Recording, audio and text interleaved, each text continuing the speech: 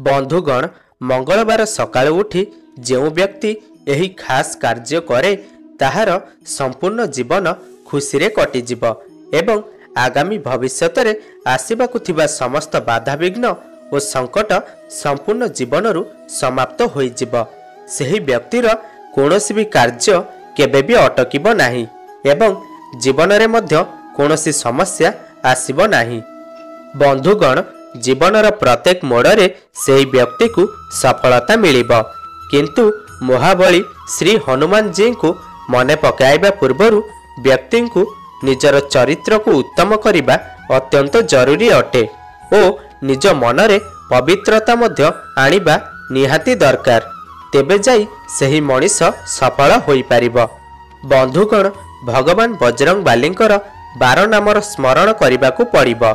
बंधुगण यह द्वारा आपणक जीवन में चलुथिबा समस्त कष्ट और संकटर अंत घटिबो एवं बहुत दिनरु बंद होई रहिथिबा कार्य मध्य हेबारे लागिबो।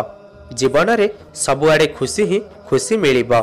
बंधुगण ज्योतिष शास्त्र अनुसार मध्य जो मनीष बजरंग बाली 12 नामर स्मरण करिथाय ताहार उपरे प्रभु हनुमान जी कृपा सबुबेले लागी रहिथाय एवं सही व्यक्तिर जीवन में नवग्रह मध्य निजर सुप्रभाव प्रदान करिथांती।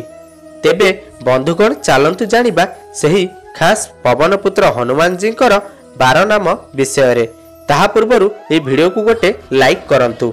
तेबे संपूर्ण विषयटी आरंभ करिबा पूर्वरु जदि आपण माने हम चैनल को सब्सक्राइब करि नांती त तळे थिबा नाली कलर सब्सक्राइब बटन को क्लिक करी सब्सक्राइब करि नियंतु एवं पाखरे आस्तुबा बेल आइकन को मध्य प्रेस करि दियंतु, जा फଳରେ आमे डेली अपलोड करथिबा समस्त वीडियो रे नोटिफिकेशन आपण माने सर्वप्रथमे पाई परिबे। तेबे बंधुगण भगवान बजरंग बालींकर 12 नाम हेउछि राम भक्त, महाबली, महावीर, हनुमानस, बजरंग बली, शंकर सुमन, केसरी नंदन, अंजनी पुत्र, पवन सुत, अमित विक्रम, श्रेष्ठ और लक्ष्मण प्राणदाता। बंधुगण सकाळ उठिबा मात्र ही आपण जेकोसी अवस्था थिले मध्य सेही अवस्था महावीरंकर एही नाम को 11 थर जप करिबाकू पड़िबो। हाथ जोड़ी मनरे पवित्रता आणंतु एवं तापर एही मंत्र को 11 थर जप करंतु एवं एहा द्वारा आपण को मध्य बहुत लंबा आयुष प्राप्त हेबो एवं आपणकर जीवन रे आपण को केवल सफलता ही सफलता प्राप्त हेबो।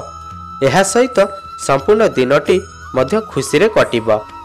एहा सहित आपणकर जेती कार्य अटकी थिबो ताहा सब मध्य ठीक भाबरे चलिबारे लागिबो एवं आपण चाहुथिबा समस्त मनस्कामना मध्य पूर्ण हेबारे लागिबो। सेही मनस्कामना चाकरी क्षेत्र पई हेउ किंबा जेकोसी संबंधित हेइथाउ। एहा सहित मध्य धनर अभाव देखा जिवो नाही, कारण स्वयं महावीरंकर आशीर्वाद आपणक सहित रहिबो।